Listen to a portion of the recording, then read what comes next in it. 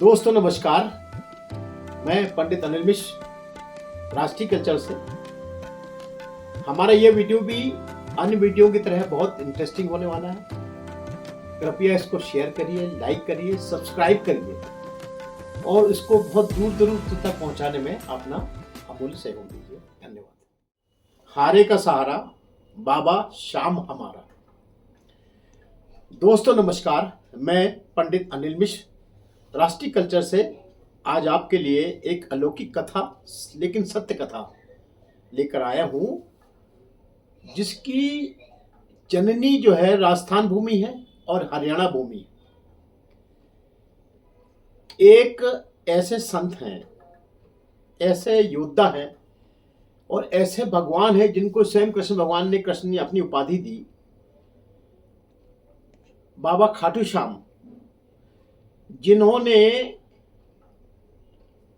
उन भक्तों के लिए बीड़ा उठाया जो भक्त समाज द्वारा चले गए हैं, परिवार द्वारा चले गए हैं, व्यापार में चले गए हैं और उनकी आंखों के सामने कोई आगे रास्ता नजर नहीं आ रहा है। ऐसे सारे भक्त जो हैं उनकी शरण में आते हैं, उनके सामने अपनी प्रार्थना लगाते हैं और पूरी तरह से अपनी उस जो अशांति से निजात पाकर अपना न्याय मार्गदर्शन पाते हैं। ऐसे लाखों लोग हैं, करोड़ों लोग हैं। इसलिए ये जो आपको मैं खाटू श्याम बाबा के मंदिर घुमाने ले जा रहा हूँ राजस्थान, ये अपने आप में बड़ा अलौकिक मंदिर है।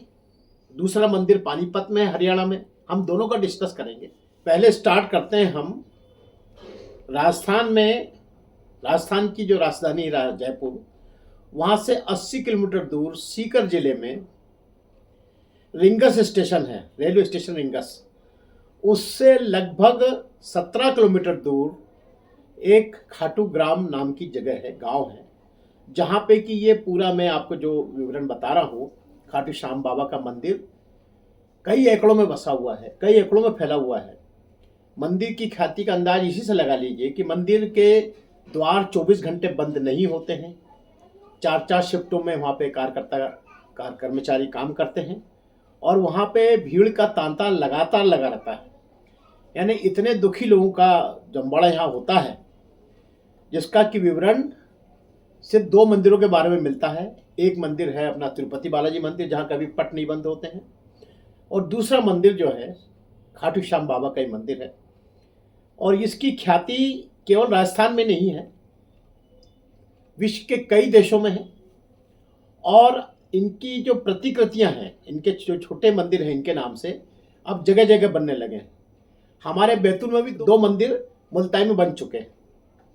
तो इस प्रकार से ऐसे विख्यात बाबा के बारे में हम आज चर्चा करेंगे। पहले हम आपको बताएं कि जो खाटू श्याम बाबा का मंदिर है, इसके 2 भाग हैं। एक मुख्य मंदिर का भाग है और दूसरा इसमें श्याम कुंड है। श्याम कुंड वो जगह है जहां पर कि खाटू श्याम बाबा का सिर पाया गया था। ये कहाँ से मिला था, हम इस बारे में पूरी कहानी आपको बताएंगे। पहले आप देखिए। और दूसरा जो भाग है वो मुख्य मंदिर है, और जो श्याम कुंड है उसमें भी 2 भाग बने हुए हैं। लेडीज के लिए अलग है, जेंट्स के लिए अलग है, रास्ते भी अलग अलग हैं, और जिसमें कि पूरा महिलाओं का पर्दा कायम रहता है। और ये एक गहरा कुआं है जिसमें कि ये सीढ़ियाँ उतार के जाना पड़ता है। तो इस प्रकार से इसका विवरण है। अब मैं आपको बताऊंगा कि मंदिर का निर्माण कब से प्रारंभ माना जा सकता है। तो पहली बात, ये पूरी घटना का जो प्रारंभ है ये महाभारत युद्ध से हुआ है। उसके कम से कम 100 साल तक के बाद से इसका डेवलपमेंट माना जा सकता है। लेकिन जो पंडित झाबरमल शर्मा हैं, जयपुर के इतिहासवेत्ता और ज्योतिषी, उनकी गणना के हिसाब से संवत 1720 में औरंगजेब ने जो मंदिर पहले था खाटू श्याम बाबा का, उसको तहस नहस किया था। उसके बाद 1789 में फिर से इसका मंदिर का निर्माण शुरू हुआ तत्कालीन राजाओं द्वारा, और उसका लगातार डेवलपमेंट आज तक चल रहा है। उसमें हर साल कुछ ना कुछ नया नया कंस्ट्रक्शन, नया नया उसमें जोड़ होते जा रहे हैं। मैं आपको ये भी बता दूं, उसी सीकर जिले में एक खुशखबरी भी है। अग्रवाल समाज की देवी और खंडेलवाल समाज की देवी, राजपूतों की देवी माता जीर्णा का मंदिर भी उसी मंदिर के रेडियस में 30 किलोमीटर के अंदर है। एक सार माता का मंदिर भी है जो खंडेलवालों की कुलदेवी कहलाती हैं, उनका मंदिर भी वहां पर है। इसलिए वहां पर इन दोनों जातियों का आना लगातार लगा रहता है वहां पर। आइए अब जानते हैं कि आखिर इतने लोकप्रिय प्रसिद्ध ये खाटू श्याम बाबा हैं कौन, इनका जन्म कहाँ हुआ, ये किस वंशज से थे। मैं आपको विस्तृत जानकारी देता हूं। इनका वास्तविक नाम बाबा बारबरीक है। बारबरीक जो है ये पांडु वंशज हैं और भीम के प्रपौत्र हैं। इनके पिता श्री घटोत्कच और इनकी माताजी असम राज के जो राजा थे मौरव, उनकी पुत्री हीलावती मौर्वी इनकी माता थी। हीलावती मौर्वी कामाख्या की अनन्य भक्त थी और उन्हीं के गुण बारबरीक में पूरे पूरे आए। बारबरीक बचपन से बहुत ही धार्मिक, बहुत महान योद्धा। इन्होंने बचपन में ही काली की उपासना करी, शंकर जी की उपासना करी और उनसे 3 बाण उन्होंने प्राप्त किए थे और धनुष प्राप्त करने के लिए अन्य अग्निदेव की पूजा करी। उससे वो उन बाणों को चलाने के लिए उतने ही प्रभावशाली धनुष की प्राप्ति भी करी। और उन 3 बाणों की खासियत यह थी कि एक बाण जाके पहले टारगेट फिक्स करता था, दूसरा बाण उस टारगेट को भेदता था और तीसरा बाण अमोघ बाण माना गया था कि अगर ये आपने छोड़ दिया तो वो पूरी कम्युनिटी विध्वंस हो जाएगी। इसलिए उसके प्रयोग पर पूरी रोक शंकर जी ने सावधानी से चलाने की उनको सलाह पहले ही दी थी। लेकिन हीलावती चूंकि बड़ी भक्त थी और वो, हम उनकी जितनी तारीफ करें उतना कम है, कि उन्होंने बहुत गंभीरता से सोचा कि अगर मेरा बेटा इस प्रकार से बाणों का प्रयोग कभी करेगा तो जितना इसने अभी तक पुण्य अर्जित किया समाप्त हो जाएगा और ये नरकवासी हो जाएगा। इसलिए इसको उसमें उन्होंने शपथ दिलाई कि तुम सिर्फ हारों का सहारा बनोगे, किसी भी जो सक्षम आदमी है उसका सहारा तुम नहीं बनोगे, जो समाज में पीड़ित हैं उनके तरफ से तुम युद्ध लड़ोगे, तभी आपको तुमको पुण्य मिलेगा। इसलिए हमको वचन दोगे तुम हमेशा हारों के लिए लड़ोगे। और यही वचन का प्रभाव हम आज तक कलयुग में देख रहे हैं कि वो हारों का ही सहारा बने हुए हैं।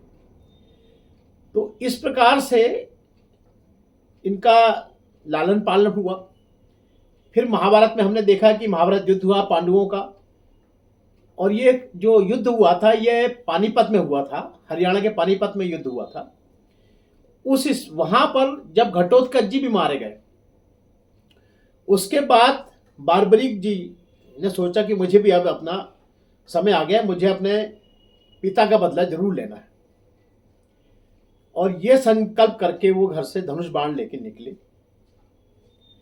उधर महाभारत में जो सारथी के रूप में योगीराज कृष्ण बैठे थे, उनके अवचेतन मन में संकेत हुआ कि कोई युद्ध आ रहा है जो इस युद्ध को पूरा, इस समाज को पूरा विध्वंस कर सकता है। और उन्होंने अपने अलौकिक दृष्टि से उसको पहचाना और ब्राह्मण का वेश बना के हुए पानीपत के चुलकाना ग्राम तक उस समय बारबरीक आए हुए थे। उन्होंने चुलकाना ग्राम में जाकर ब्राह्मण के रूप में उनको दर्शन दिए बारबरीक जी को, और उनसे उनका परिहास किया, इतनी छोटी उम्र में धनुष बाण लेके कहाँ जा रहे हो बालक। बारबरीक ने कहा मैं महाभारत में अपना यह कौशल दिखलाने जा रहा हूं। ब्राह्मण ने हंसी उड़ाई कि तुम सिर्फ 3 बाण लेके जा रहे हो और बोल रहे हो कौशल दिखलाऊंगा, ये क्या बच्चों का खेल है। बड़े बड़े योद्धा उसमें बीच में द्रोणाचार्य है, अश्वत्थामा है, तुम उसमें कहाँ टिकोगे, वापस जाओ बालक वापस जाओ। ब्राह्मण का ये परिहास सुनकर बारबरीक जी गुस्सा हो गए, वहीं थम गए। बोले मैं आपको प्रमाण देता हूं कि मैं कितना बड़ा योद्धा हूं। उन्होंने कहा बताओ।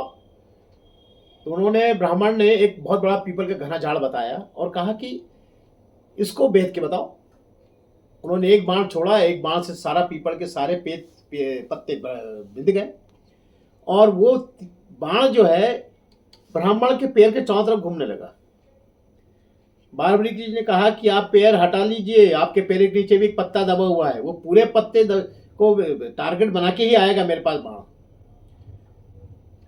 ब्राह्मण ने पैर हटाया और वो बाण वापस चला गया। कृष्ण जी समझ गए कि यही वो अलौकिक योद्धा है जिससे कि अगर इसको नहीं रोका गया तो युद्ध का परिणाम कब कुछ हो सकता है, क्योंकि ये हारों का सहारा है। हो सकता है एक दिन कौरव जीते, एक दिन पांडव जीते। जो हारेगा उसकी तरफ से युद्ध लड़ेगा और दूसरी सेना को ये समाप्त कर देगा। और अभी कौरव वैसे भी हार रहे हैं, इसलिए पक्का है कि कौरवों की तरफ से लड़ेगा, यानी पांडवों का तो बहुत बड़ा नुकसान कर देगा। तो ब्राह्मण वेशधारी कृष्ण जी ने कहा कि हे बेटा, तुम हो तो बहुत बहादुर, लेकिन क्या ब्राह्मण को उसका यथोचित वर दिए बिगड़ जाओगे? बाबू जी ने कहा, नहीं, मैं धार्मिक हूं पूरा, आपकी पूरी मनोकामना पूर्ण करके मैं आगे बढ़ूंगा। आप मांगिए जो आपको मांगना है, निसंकोच मांगिए। तो कृष्ण, ब्राह्मण रूपी कृष्ण ने जो है उनको कहा कि मुझे तुम्हारा सिर चाहिए। जैसी बारबरी ने सुना कि वरदान में सिर मांगा है, तो वो अवाक हुआ, और अवाक होकर उसके मन में सबसे पहले जो विचार कौधा कि ये ब्राह्मण नहीं है। लेकिन हाँ, चूंकि वचन उसका पहली हट चुका था, तो उसने कहा ठीक है, मैं अपना आपको सिर दे दूंगा, लेकिन पहले मैं आपको 2 शर्त पे ये सिर देने को तैयार हूं। एक तो पहले आप अपना वास्तविक रूप दिखलाएं, दूसरा मेरी इच्छा है कि मैं महाभारत युद्ध को अपने आंखों से देखूं। अगर ये 2 इच्छा मेरी पूरी कर सकते हैं तो मैं अभी खुद ही मैंने स्वतः तलवार से आपको सिर अपना दे दूंगा। तब ब्राह्मण रूपी कृष्ण ने अपना विराट स्वरूप दिखलाया। विराट स्वरूप वही विराट स्वरूप जो अर्जुन को पहले वो दिखला चुके हैं युद्ध प्रारंभ होने के पहले। 12 सिर, जिसमें 5 तो पंच तत्वों के सिर थे, अग्नि देव के, जल देव के, वायु देव के, पृथ्वी देव के, आकाश देव के, फिर ब्रह्मा विष्णु महेश के, फिर उसके बाद फिर आदि शक्ति के। एक मुख से जो है सारे मरे हुए अंदर जा रहे हैं, दूसरे मुख से जन्म लेकर पैदा हो रहे हैं। ऐसा विराट स्वरूप देखकर उन्होंने बाबरी को दिखलाया। इसके बाद कहा, बेटा, मैं तुम्हारी दूसरी इच्छा भी पूरी करूंगा, तुम अपना सिर दो। तब उस बारबरीक ने, जो कि उस समय बहुत छोटी उम्र के थे, उन्होंने तत्काल अपना तलवार से एक बार से अपना सिर काटा और स्वयं अपने हाथ पर रख के उनको दिया। कृष्ण जी ने उसको सींचा, उस सिर को सींचा, अमृत से सींचा, स्वयं अपने अमृत से सींच कर उन्होंने पहाड़ के सबसे ऊंची चोटी पर उस सिर को लटकाया, जहां से पूरा जो मैदान था महाभारत का वो दिख रहा था। उसमें वो पूरा समय, उसके बाद उन्होंने पूरा महाभारत देखा और अंततः पांडु उसमें जीते। जब पांडु जीते तो उनको थोड़ा अभिमान भी हुआ, सबने कहा कि हमारे कारण जीता, हमारे कारण जीता। तब कृष्ण जी कहा कि देखिए, आपका जो प्रपुत्र ऊपर बैठा है उसी से पूछो कि कौन जीता, कौन हारा, कैसे जीता, किसका शौर्य ज्यादा दिखा। जब ये प्रश्न बारबरिक से किया गया तो बारबरिक ने बताया कि मुझे तो सिर्फ एक सुदर्शन चक्र दिख रहा था, और जिसकी पाप की गठरी बढ़ रही थी उसको वो काटता जा रहा था, जिसके पुण्य संचित रहे तो वो जिंदा रहा, और बाकी लोग तो सब निमित्त थे। ये सुनकर सारे जो पांडु हैं वो कृष्ण जी के चरणों में साष्टांग हो गए। उसके बाद उन्होंने बारबरी जी के सिर को जो है वहीं पानीपत के चोलकाना ग्राम में बहने वाली रूपमती नदी में उसको सिराया गया। धड़ उनका वहीं रहा। वही धड़ के कारण आज चुलकाना ग्राम में जो है खाटू श्याम का विशाल मंदिर हरियाणा में पानीपत में बना हुआ है। जिला पानीपत में ये मंदिर बना हुआ है चुलकाना ग्राम में। उसकी भी ख्याति राजस्थान के मंदिर जैसी ही है, वहाँ भी उसी ढंग का भीड़ और वो सब लगा रहता है तांता। अब आगे की जो कहानी यहाँ से थोड़ी सी ट्विस्ट होती है। रूपमती नदी में जब वो सिर बहता वो जा रहा था, तब तक जो है अश्वत्थामा अपने हार से अत्यंत विक्षिप्त होकर उसने द्रोणाचार्य दिए हुए ब्रह्मास्त्र को छोड़ दिया।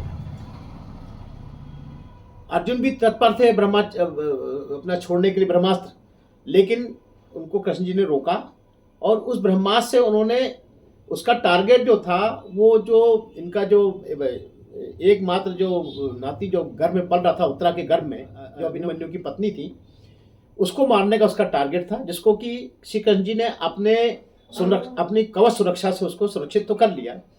लेकिन उस ब्रह्मास्त्र की वो ब्रह्मास्त्र जो था अश्वत्थामा का, वो किसी परमाणु अणु बम से कम नहीं था। उसकी अग्नि के प्रभाव से वहां से हरियाणा के पास से लेकर और राजस्थान तक की सारी नदियां सूख गई। इसलिए वहां पर राजस्थान में आज मरुस्थल भी हम देखते हैं। तब वो जो बारबरी का सिर था, चूंकि अमृत से सिंचित था, इसलिए वो भूमिगत हो गया सिर, और वहां से गुप्त सरस्वती के माध्यम से वो बहता बहता बहता खाटूग्राम आया, राजस्थान आया। और एक दिन खाटूग्राम के किसान ने देखा कि इसकी गैया शाम को दूध ही नहीं दे रही है। जब देखा तो उसका थन खाली मिलता है। उसे लगा कि कोई इसके गैया का दूध चुरा रहा है। उसने गैया का पीछा किया और देखा तो गैया एक संबंधित क्षेत्र में जाकर वहां पर उसका दूध अपने आप थन से निकलकर पृथ्वी में समा जाता था। उसने वहां के राजा से शिकायत की कि राजा साहब ऐसा हो रहा है। राजा को भरोसा नहीं हुआ, उसने कहा ठीक है हम भी गुप्त जांच करते हैं। राजा ने स्वयं अपनी आंखों से देखा तो यही हुआ कि बस वो गैया एक पर्टिकुलर जगह आई और वहां पर आकर उसका दूध अपने आप छूटने लगा और पूरा दूध छूट गया उसके थनों से, और जमीन में जाके ऐसा लगा कोई इसको पी गया है, कहीं दूध का निशान नहीं था वहां पर। तब राजा ने उस जगह खुदाई कराई, और जब खुदाई कराई तो उसमें देखा गया कि एक अंदर से आवाज आई, भूमिगत आवाज, भाई धीरे धीरे खोदना, मेरा सिर है यहां पर। तब वहां खुदाई रोक दी गई, सब डर गए। रात में राजा को बाबा बारबरिक ने दर्शन दिए।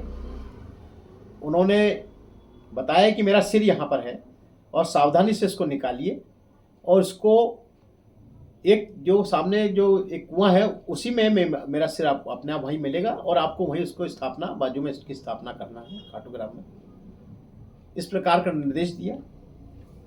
उस खुदाई में वहाँ पर सिर मिला बारबरिक जी का, और वहाँ पे उन्होंने जैसा आदेश था कि खाटू श्याम जी के नाम से ये मंदिर बनना है, तो वही जो गड्ढा था वहाँ पे श्याम कुंड बनाया गया।